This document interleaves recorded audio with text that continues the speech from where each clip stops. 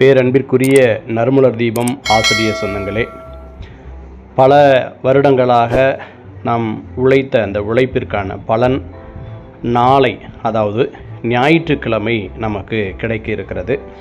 அதற்கு செல்வதற்கு முன்பாக சில விஷயங்களை ஒரு 5 நிமிடம் கொஞ்சம் நேரம் ஒதுக்கி சில விஷயங்களை பார்த்துவிட்டு செல்லுங்கள். அது உங்களுக்கு பெரும் பயனுள்ளதாக இருக்கும். தேவையற்ற செய்திகள் நிச்சயம் இருக்காது. உங்களுக்கு நறுமலர் தீபம் அகாடமியை பற்றி நன்றாக தெரியும். முதலாக நீங்கள் தேர்வுக்கு செல்லுகிற போது நிச்சயமாக உங்களுக்கு என்ன வேண்டும் என்று சொன்னால் தெய்வ நம்பிக்கை அப்படின்றது கண்டிப்பாக வேண்டும். உங்களுடைய குலதெய்வம் எதுவோ அந்த ஒரு தெய்வத்தை நன்றாக காலையில் எழுந்து இறை வழிபாடு செய்துவிட்டு அதற்கு பிறகு உங்களுடைய பயணத்தை திட்டமிடுங்கள். எந்த மாவட்டம், எவ்வளவு தூரம் செல்ல வேண்டும், எந்த பாதையில் பயணிக்க வேண்டும், அது என்ன மாதிரியான வாகனம் என்பதை முன்னரே திட்டமிட்டு கொள்ளுங்கள். அதை விட ஒரு பெரிய விஷயம் என்ன அப்படின்னாக்க, நிச்சயமாக நாம் ஜெயித்து விடுவோம் என்கிற நம்பிக்கை உங்களிடம் இருக்க வேண்டும். அதுதான் இங்கே ரொம்ப ரொம்ப முக்கியமான ஒரு விஷயம். தெய்வ நம்பிக்கை எப்படி நமக்கு ரொம்ப முக்கியமோ அதே போல் மீது நாம் நம்பிக்கை கொள்ள வேண்டும். அப்படிப்பட்ட ஒரு நம்பிக்கையோடு இருக்க வேண்டும். அது மட்டும் அல்லாது நாம் என்னென்ன ஆவணங்களை கொண்டு வர வேண்டும் என்று டிஆர்பி நமக்கு முறைப்படுத்தி இருக்கிறார்களோ அந்த ஆவணங்களை சரியாக எடுத்து வைத்து கொள்ள வேண்டும். அதே போல் ஒவ்வொரு முறையும் நீங்கள் நிறைய பேர் தவறு செய்யக்கூடியது அதிகமான பதற்றம் அடைவது தான். என்னுடைய வாழ்க்கை என்ன ஆகுமோ, அப்படி ஆகுமோ, இப்படி ஆகுமோ, கடந்த முறை 1 மதிப்பெண்ணில் விட்டாயிற்று, இந்த முறை 2 மதிப்பெண்ணில் விட்டாயிடுச்சு, எனக்கு துரதிர்ஷ்டம் இருக்கிறது, அப்படி இப்படி என்று நிறைய பதற்றம் அடைந்து விடுகிறீர்கள். ஏனென்று சொன்னால் கடந்த 18 ஆண்டுகளாக இந்த துறையிலே நான் இருக்கிறேன் என்பதால் நூற்றுக்கணக்கான ஆயிரக்கணக்கான ஆசிரியர் சொந்தங்கள் எப்படியெல்லாம் தேர்வு எழுதுகிற போது என்னென்ன பிரச்சனைகளை சந்திக்கிறார்கள் என்பது எனக்கு நன்றாக தெரியும். அதனை முன்னிட்டு தான் இந்த மாதிரியான தவறுகளை நீங்கள் செய்துவிடக்கூடாது என்பதற்காகத்தான் இந்த வீடியோ.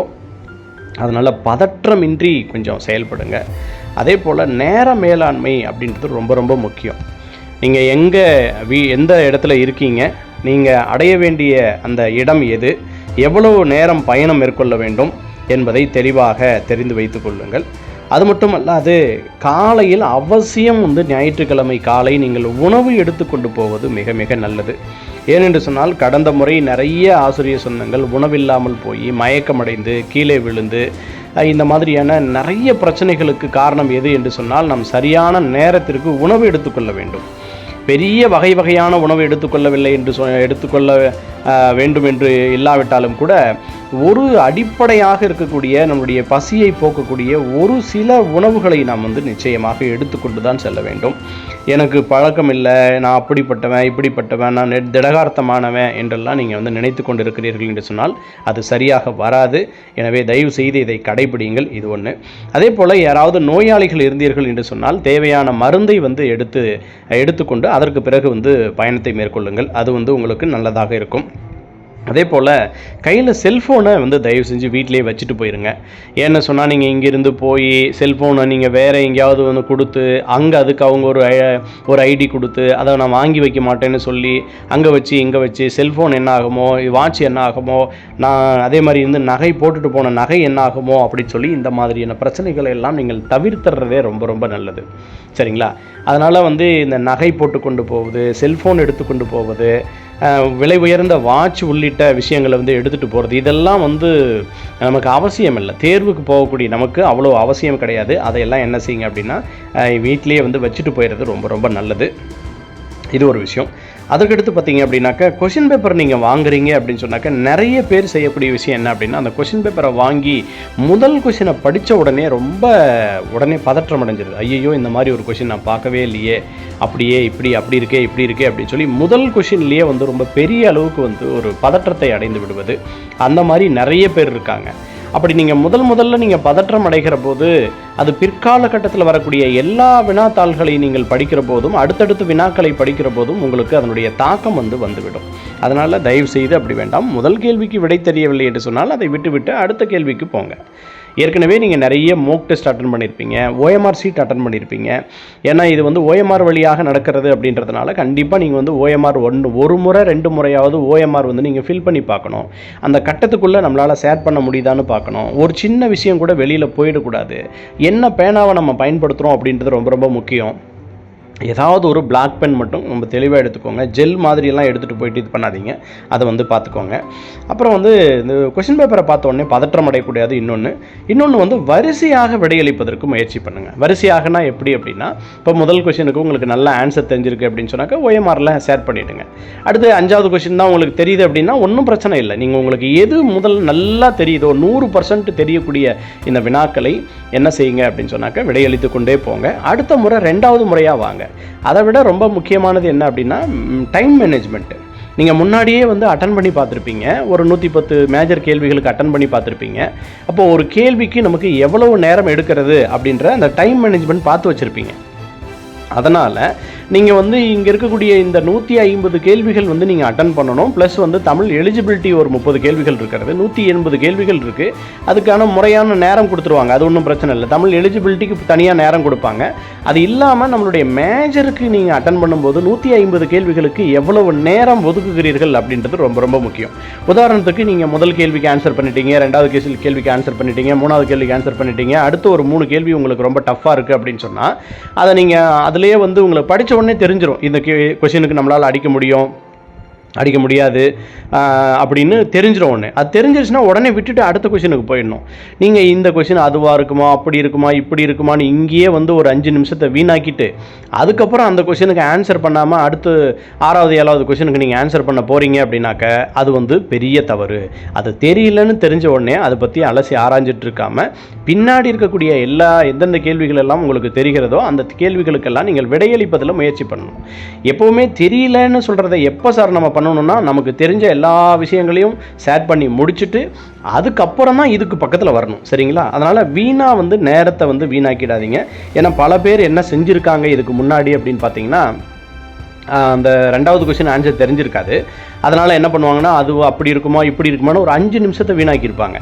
அப்புறம் அதுக்கு ஆன்சரும் பண்ண மாட்டாங்க. சரி கடைசியாக பார்த்துக்கலாம், 5 நிமிடத்தை வீணாக்கி விட்டு அப்புறம் கடைசியாக பார்த்துக்கலான்னு போயிருப்பாங்க. அதனால் 5 நிமிஷம் வீணாக போச்சு. சரிங்களா? அப்புறம் திரும்ப வரும்போது உங்களுக்கு நேரமே இருக்காது. அப்போ என்ன பண்ணுவாங்கன்னா, ஒத்தையாரட்டையான்னு பிடிச்சி எதையோ ஒன்று போட்டு வருவாங்க. அது கண்டிப்பாக நம்ம அந்த மாதிரி பிடிக்கிறது எல்லாமே வந்து தவறுதலாகத்தான் போய் முடியும். சரிங்களா? அதனால் இதை வந்து யோசனை பண்ணிவிட்டு பதற்றம் தேவையில்லை. கொஷின் பேப்பரை வாங்கின உடனே நீங்கள் என்ன செய்யுங்க அப்படின்னா, இதெல்லாம் உங்களுக்கு தெரியுமோ அதுதான் ரொம்ப முக்கியம். நீங்கள் கடந்த டிஆர்பியில் என்னென்ன தவறுகளை செய்திருக்கிறீர்களோ அதை வந்து இந்த முறை நினச்சி பார்த்து முன்னாடியே இந்த தவறெல்லாம் செய்யக்கூடாதுன்னு முதல்ல திட்டம் போட்டுக்கோங்க. அதுதான் ரொம்ப ரொம்ப பெரிய படிப்பினை. இன்னும் சொல்ல போனோம் அப்படின்னா, எக்ஸாம் ஹாலில் யார் 100% எந்த விதமான குழப்பமும் இல்லாமல் ரொம்ப தெளிவாக இருக்காங்களோ, அடிக்கடி நான் ஒரு வார்த்தையை பயன்படுத்துவேன், தெளிவான நீரோடை அப்படின்னு சொல்லிட்டு, அந்த மாதிரி யார் இருக்காங்களோ அவங்க கண்டிப்பாக வந்து ஜெயிச்சிருவாங்க. அதில் எந்த மாற்றமும் இல்லை. அதனால தான் சொல்கிறேன், தெளிவாக இருங்க. உங்களுக்கு எந்த குழப்பமும் வேண்டாம். கொஷின் பேப்பரை பார்த்து பயப்படாதீங்க. இங்கே எழுதக்கூடிய எவ்வளவு பேர் தேர்வு எழுதினாலும் அவ்வளவு பேருக்கும் இதே பாடத்திட்டம் தான், அவ்வளோ பேருக்கும் புதிய சிலபஸ் தான், அவ்வளோ பேருக்கும் அதே மாதிரி தான், அவங்களுக்கும் உங்களை பாட தான் இருக்குது. நீங்களும் ஒர்க் பண்ணுறீங்க, அவங்களும் ஒர்க் பண்ணுறாங்க. அதனால் நம்மளை விட அப்படி பண்ணிடுவாங்க, இப்படி பண்ணிடுவாங்க, அவ்வளோ பேர் அப்படி இருப்பாங்க, அவங்க அப்படி சொன்னாங்க, இந்த மாதிரியான எந்த எதிர்மறையான எண்ணமும் இல்லாமல், பதற்றம் இல்லாமல் சரியாக வரிசையாக போங்க. உங்களுக்கு தெரிஞ்சதை முதல்ல பண்ணுங்கள். அதுக்கப்புறம் என்ன செய்யுங்கன்னா, 2வது முறை ஒரு முறை வாங்க. அதுக்கப்புறம் 3வது முறையில் தான் நீங்கள் அது தெரியவே இல்லை, சரி எப்படி இருந்தாலும் இது தவறாக தான் போகுது அப்படின்னா அதுக்கப்புறம் நீங்கள் கெஸ் பண்ணி அதில் வந்து ஆன்சர் பண்ணிட்டு வாங்க. சரிங்களா? இதுதான் வந்து இந்த நேர மேலாண்மை அப்படின்னு சொல்லக்கூடியது. சரிங்களா? அப்போ இது எல்லாவற்றிலும் ரொம்ப பெரிய விஷயமாக வந்து நீங்கள் யோசனை பண்ணி நீங்கள் என்ன செய்யணும் அப்படின்னா ஆன்சர் பண்ணணும். அப்புறம் தேவையில்லாமல் என்ன செய்யணும் அப்படின்னு சொன்னாக்க, நீங்கள் போகும்போது, பஸ்ஸில் போகும்போது, காரில் போகும்போது 3 பேரோடு போகிறது, ஒரே பைக்கில், காரில் வந்து நிறைய பேரோட வந்து தொத்திக்கிட்டு போகிறது, பஸ்ஸில் வந்து படியில் பயணம் பண்ணிட்டு போகிறது, இந்த மாதிரியான அசௌகரியமான பயணங்களை வந்து தயவு செஞ்சு தவிர்த்து விடுங்க. ஏன்னா ரொம்ப நெருக்கமான ஒரு நண்பர் கடந்த முறை வண்டியில் போய் நல்லா படித்து கண்டிப்பாக ஒரு ஸ்டேட் ஃபஸ்ட்டு செகண்டு தேர்டு இந்த மாதிரியான ஒரு இடத்துக்கு வந்துடுவார்னு நம்ம எதிர்பார்த்துட்ருக்கிற ஒருத்தர் வண்டியில் போயிட்டு என்ன பண்ணிட்டார் அப்படின்னா கீழே விழுந்து கையை உடச்சிக்கிட்டாரு. அதே மாதிரி இன்னொரு அம்மா போயிட்டு வந்து மயக்கம் போட்டு கீழே விழுந்துட்டாங்க. இந்த மாதிரியான நிறைய இன்சிடெண்ட்லாம் இருக்குது. அதனால் இந்த மாதிரி அது யாருக்கோ தானே நடக்குது அப்படின்னு நீங்கள் நினைக்காதீங்க. அது நமக்காகவும் நடப்பதற்கு வாய்ப்பு இருக்கிறது. அதனால் தேவையில்லாத இந்த மாதிரியான விஷயங்களை எல்லாம் என்ன செய்யுங்க அப்படின்னா விட்டுருங்க அப்படின்ட்டு தான் ரொம்ப ரொம்ப முக்கியம். குறிப்பாக இன்றைக்கி இந்த வீடியோ பார்த்த உடனே OMR ஷீட் வந்து ஷேர் பண்ணுங்கள். தேவையான ஆவணங்களை எடுத்து வச்சுக்கோங்க. தேவையான மருந்து மாத்திரைகளை எடுத்து வச்சுக்கோங்க. உங்களுக்கு தேவையான ஆல் டிக்கெட் உள்ளிட்ட விஷயங்களை எடுத்து வச்சுக்கோங்க. அதுக்கப்புறம் வந்து எந்த பெண் அப்படின்றத முடிவு பண்ணிக்கோங்க. இது எல்லாத்தையும் வந்து ரெடியாக எடுத்து வச்சுக்கிட்டு அதுக்கப்புறம் வந்து கொஞ்சம் ஃப்ரீயாக போங்க. அதே மாதிரி ஒரு 7 மணி நேரம் உறக்கம் கண்டிப்பாக வேணும். கண்டிப்பாக தூக்கம் வராது, ஆனால் வேறு வழி கிடையாது. எப்படியாவது நீங்கள் ஒரு 100லேருந்து பின்னாடி ரிவர்ஸில் நீங்கள் என்ன ஆரம்பித்தோ அல்லது வந்து தூங்குவதற்கு என்னென்ன முறைகள் இதற்கு முன்னாடி நீங்கள் பயன்படுத்தியிருக்கீங்களோ அதை எல்லாத்தையும் பயன்படுத்தி எப்படியாவது அதை பண்ணிடணும். அப்புறம் 4 மணிக்கு எந்திரிச்சு நான் மறுபடியும் படிக்கிறேன், ஒரு ரிவிஷன் விடுறேன், காலையில் ரிவிஷன் 1 தடவை பண்ணிட்டு போயிடுறேன் அப்படின்னு சொல்லிட்டு நீங்கள் பண்ணும்போது உங்களுக்கு பதற்றம் அதிகமாகிவிடும். சரிங்களா? அதனால் இதை பார்க்கல அதை மட்டும் பார்க்காம வந்துட்டோம் அப்படின்ற அந்த எண்ணம் வரும். அப்புறம் இன்னொன்று, அதிகாலையில் நீங்கள் எதெல்லாம் பார்க்குறீங்களோ அது மட்டும்தான் ஞாபகத்துக்கு வரும். மீதி இருக்கிற எதுவுமே உங்களுக்கு ஞாபகத்துக்கு வராத மாதிரியான ஒரு எண்ணம் வந்துடும். உங்களுக்குள்ளே எதிர்மறையான ஒரு உணர்வு வந்துடும். ஐயோ எதுவுமே ஞாபகம் இல்லாத மாதிரி இருக்கே அப்படின்ற ஒரு உணர்வு வந்துடும். அதனால் தயவு செய்து நீங்கள் சனிக்கிழமை இரவு படிக்கிறீங்க அப்படின்னாக்க ஒரு இரவு 9 மணி 10 மணி அதோடு முடிச்சிருங்க. அடுத்த நாள் வந்து தெளிவாக போங்க. அதே மாதிரி இந்த மாதிரியான சமயங்களில் உங்களுக்கு வந்து நிறைய எதிர்மறையான குரலை உங்களால் பார்க்க முடியும். அப்படியா அந்த இதாகிடுச்சான், அந்த கொஷின் பேப்பர் வந்து அங்கே முன்னாடியே போயிடுச்சான், இங்கே இப்படி போயிடுச்சான், அங்கே அந்த ரூமில் அப்படி பண்ணாங்களாம், அந்த கிளாஸில் மட்டும் அவங்க ஒருத்தரை பார்த்து பேசுகிறதுக்கு வாய்ப்பு கிடச்சிதான், இந்த மாதிரி பண்ணிட்டாங்களாம், அங்கே வந்து அரை மணி நேரம் முன்னாடியே கொஷின் பேப்பர் கொடுத்து, இந்த மாதிரியான வதந்திகள் வந்து ஒவ்வொரு தேர்வு வருகிற போதும் நிச்சயமாக வரும். சரிங்களா? அப்புறம் கொஷின் பேப்பர் வந்து மாறி வந்துருச்சுன்னு சொல்லுவாங்க, அவுட் ஆஃப் சிலபஸ் வந்துருச்சுன்னு சொல்லுவாங்க, புத்தகத்திலே இந்த மாதிரி கொஷின்லாம் இல்லைன்னு சொல்லுவாங்க. இந்த மாதிரி நிறைய இதெல்லாம் வந்து வரும், தேவையில்லாத பேச்செல்லாம் வரும். அரசியலை பற்றி பேச ஆரம்பிக்குவாங்க. இதெல்லாம் எதுலேயுமே காது கொடுக்காதீங்க. நம்மளுடைய நோக்கம் அப்படின்றது என்ன அப்படின்னா டிஆர்பியில் பாஸ் பண்ணணும். சரிங்களா? நம்மளுடைய இலக்கு சரியான நேரத்துக்கு தேர்வறைக்கு போகணும், சரியான ஆவணங்களை எடுத்துகிட்டு போகணும், பாதுகாப்பாக போகணும், பாதுகாப்பாக வரணும். தேவையில்லாத சுமைகளாக அந்த செல்ஃபோன் எடுத்துகிட்டு போகிறது, வாட்சி, நகை எடுத்துகிட்டு போகிறது இதெல்லாம் இல்லாமல் இருக்கணும். சரிங்களா? அந்த மாதிரி அப்படி மேலோட்டமாக போங்க, சரியாக திட்டமிடுங்க, சரியாக நேர மேலாண்மையை வந்து கையாள தெரிஞ்சுக்கோங்க. OMR ஷீட்டை வந்து சரியாக பயன்படுத்துங்க, எந்த விதமான தவறுதலும் இல்லாமல் பயன்படுத்துங்க. அதுதான் ரொம்ப ரொம்ப முக்கியமானது. எந்த தவறும் இல்லாமல் பயன்படுத்துங்க. ஒருவேளை அதையும் தாண்டி, ஏன்னா மனிதன் இல்லைங்களா, மனிதன் என்ற சொல்லுக்கு தவறு உடையவன் என்பது பொருள். ஏதோ ஒரு வகையில் ஒரு சில தவறு நேர்ந்துருச்சு அப்படின்னா அதை அப்படியே பிடிச்சி தொங்கிட்டு இருக்காதீங்க. அடுத்த கட்டத்துக்கு மனசை மாற்றுங்க. இடையில 2 முறையாவது நீங்கள் என்ன செய்யுங்க அப்படின்னா போய் தண்ணி குடிச்சிட்டு வாங்க, ஆசுவாசப்படுத்திக்கோங்க, தண்ணி குடிச்சிக்கோங்க. அதனால் எப்படி பார்த்தாலும் இது புது சிலபஸ் அப்படின்றதுனால உங்களுக்கு கேள்விகள் வந்து கண்டிப்பாக ஒரு 15லேருந்து ஒரு 20 கேள்விகள் கடினமாகத்தான் வரும். இதை நீங்கள் முன்னாடியே எதிர்பார்த்துட்டு போங்க. எதிர்பார்க்காம போனால் தான் உங்களுக்கு இவ்வளோ சிக்கல்கள் வரும், மனம் பதற்றம் அடையும். கண்டிப்பாக கொஷின் வந்து ரொம்ப கஷ்டமாக தான் இருக்கும் அப்படின்னு நீங்கள் எதிர்பார்த்துட்டு போகும்போது அது கஷ்டமாக இருந்துச்சுன்னா அது ஒன்றும் நமக்கு பெரிய தாக்கத்தை ஏற்படுத்தாது. அதுக்காக தான் நான் இந்த மாதிரி சொல்கிறேன். அதனால் இது எல்லாவற்றையும் முன்னெச்சரிக்கையாக சரியாக வந்து திட்டமிட்டு நீங்கள் போங்க. நிச்சயமாக உங்களை அடிப்பதற்கு இந்த உலகத்தில் வேறு யாரும் இல்லை. உங்களால் வந்து முடியும், உங்களால் மட்டுமே முடியும் என்கிற இந்த தன்னம்பிக்கையோடு நீங்கள் செயல்படுங்க. உங்களுக்கு நிச்சயமாக வெற்றி கிடைக்கும்.